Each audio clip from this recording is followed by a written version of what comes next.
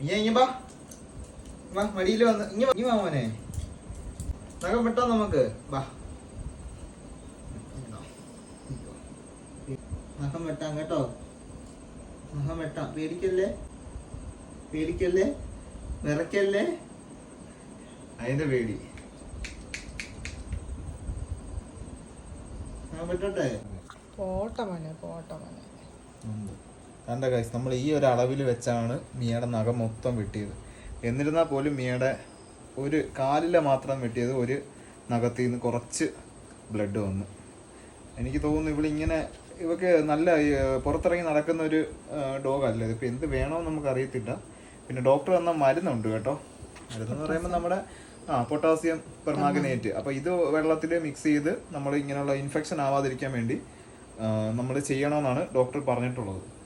അപ്പോൾ നമുക്ക് ഇപ്പോൾ പറ്റത്തില്ല. ഇപ്പോൾ ആൾ നല്ല ഇതായിട്ട് കിടക്കും. ഇപ്പോൾ കുറച്ച് ഓയിൻമെൻറ്റ് ഇട്ട് അതാണ്ട് നമുക്ക് ഹ്യൂമൻസിനും എല്ലാം യൂസ് ചെയ്യുന്നത്, ഡോഗ്സിന് മാത്രമല്ല. അതാണ്ട് ഈ ഒരു ഓയിൻമെൻറ്റ് നമ്മൾ കുറച്ച് ആ മുറിവിൽ വെച്ചിട്ടുണ്ട്. ഇനി നമുക്ക് കുറച്ചാവുന്ന ഇതായതിനു ശേഷം മിയ ഒന്ന് കാമായതിനു ശേഷം വേണം നമുക്ക് അതുകൂടെ ഒന്ന് ഇട്ട് കൊടുക്കാൻ. ഇപ്പം സങ്കടപ്പെട്ട് കിടക്കുക. കാണിക്കും. കണ്ടോ നഖം കണ്ടോ?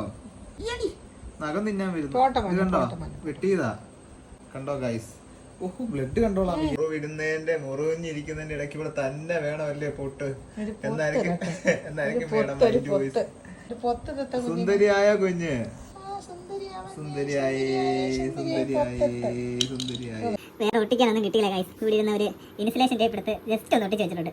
പേടിക്കേണ്ട, എന്തായാലും അവളത് നക്കി കളയാതിരിക്കാൻ വേണ്ടിയാണ് നമ്മൾ ഒട്ടിച്ച് വെച്ചത്. അവളുടെ രോമം ഒന്നും പറഞ്ഞു വരൂല. ഇതങ്ങനെ ഒട്ടുന്ന ടൈപ്പല്ല. കണ്ടില്ലേ? നമുക്കത് പെട്ടെന്ന് ഇളക്കി എടുക്കാൻ പറ്റുന്നതാണ്. പൊട്ടിട്ട് സുന്ദരിയായിട്ട് അനങ്ങാതെ കിടന്നു. കുറച്ച് മുറിവൊക്കെ ആവാം. പുറത്തോട്ട് ഇറങ്ങാതെ ഇവിടെ അകത്തിരുന്ന് സൂഹിക്കുമല്ലേ. പുറത്തിറങ്ങി ഒന്ന് ഓടിയിരുന്നെങ്കിൽ പ്രശ്നം വല്ലതും ഉണ്ടായിരുന്നോ? എന്താ ഇത്? എന്താണ് ഇങ്ങനെ നടക്കുന്നത്?